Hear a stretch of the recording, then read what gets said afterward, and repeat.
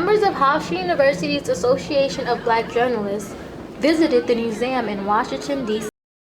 They traveled via public transportation on a day-long trip to experience 7 levels of interactive exhibits that show how news affects our history. I guess my favorite part was the video, the 4D video that we watched, kind of highlighting the evolution of the news. I also really liked seeing how African Americans have made such great strides in the world of news, and really seeing the quotes on the walls of the museum was great because it showed us that our career, something that we're choosing to embark on, is really what shapes the future of society. And I think that's exactly why we do what we do.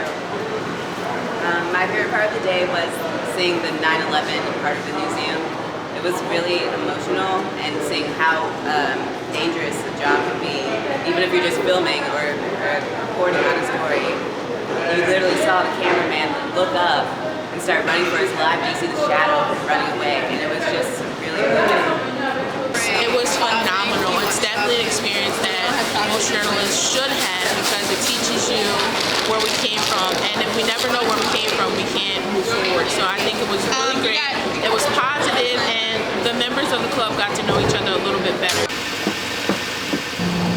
Devetta Belton is a full-time Hofstra student with one job as a student aide.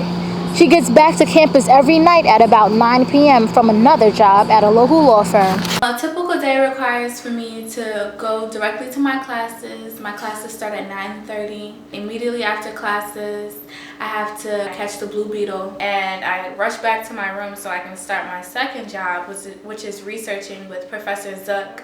Like Devetta, nearly a quarter of Hofstra University students are on Pell Grants or receiving other financial assistance. There are also student loans to help fund their education. I fund it through student loans. I want to do the Peace Corps, so that will push it back a little bit longer, and then after that you get a few $1,000s for doing it to start your life up. So I'll probably end up putting that towards paying off the student loans. Other students are funding their education differently. They chose not to be in any student debt. Personally, I went to community college for 2 years, my freshman and sophomore year, so I saved a lot of money with that because it was very, very cheap. And so now my last 2 years is not a problem with me financially. But some still see student debt as their best path.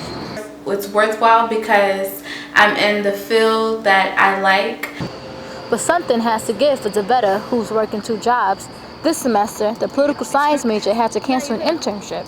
Claudia Baltazar, Black Ink TV. The School of Communication at Hofstra University has a new name.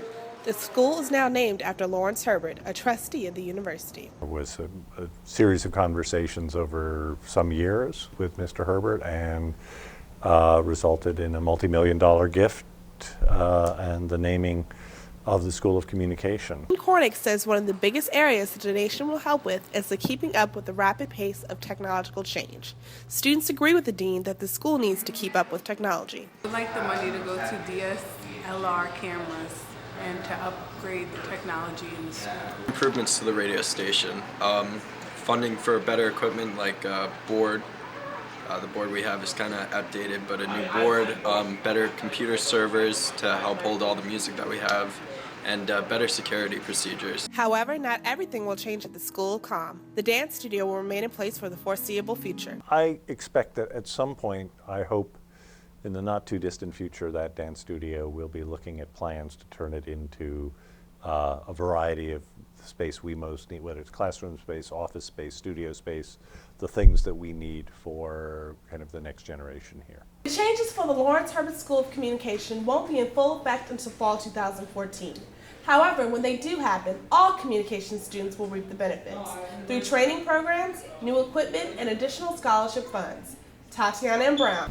Hey everybody, welcome to Entertainment News for Black Ink TV. I'm Janelle Bouvier. And I'm Alicia McNeil, and we're here to give you the scoop. Today's topic is celebrity feuds. Alicia, what do you have for me, girl? Well, this week, Rihanna and Tiana Taylor had it out on Twitter in a heated exchange all over an Instagram video. The feud started when Rihanna posted a video of her male hairstylist performing a parody of Tiana's cover of Caught Up in the Rapture, which prompted Tiana to call Rihanna out on Twitter. In a recent interview with Hot 97, Tiana called Rihanna a cyberbully, saying, quote, "She's a pretty girl, but that doesn't mean that she could just bully anybody." Wow, that's crazy. Rihanna and all these feuds. Really? She just had one with Sierra, right? Yeah, she did. And they're not the only celebrities beefing. Jimmy Kimmel versus Kanye West. It all started with Jimmy Kimmel poking fun at Kanye West's BBC radio interview last week on his live show. It was funny, but not to Kanye West. So Kanye fired back at Jimmy on Twitter all these ranting tweets. And of course, being the comedian that Jimmy Kimmel is, he made light of the situation by responding to those tweets on his show the next day. And he also revealed some information about a phone call that Kanye West made to Jimmy Kimmel demanding an apology. I'm sure he didn't give an apology. Of course not. And earlier this week, it was seen that his tweets were deleted, Kanye West's tweets. And sources say that Kim Kardashian had something to do with it. Well, I'm not really sure why they deleted their tweets because everybody has already seen them. Of course. But on a brighter note, there was a celebrity that just ended between Chris Brown and Drake. They were last seen over the weekend at the iHeartRadio Festival in Las Vegas. Just hugging it out, you know, having a few drinks, a few laughs, so that's really good on their part. Well, it seems in the celebrity world, feuds can start and feuds can end. Thank you for watching. That's all for tonight. I'm Alicia McNeil. And I'm Janam Boyer. Signing off, Black Ink TV.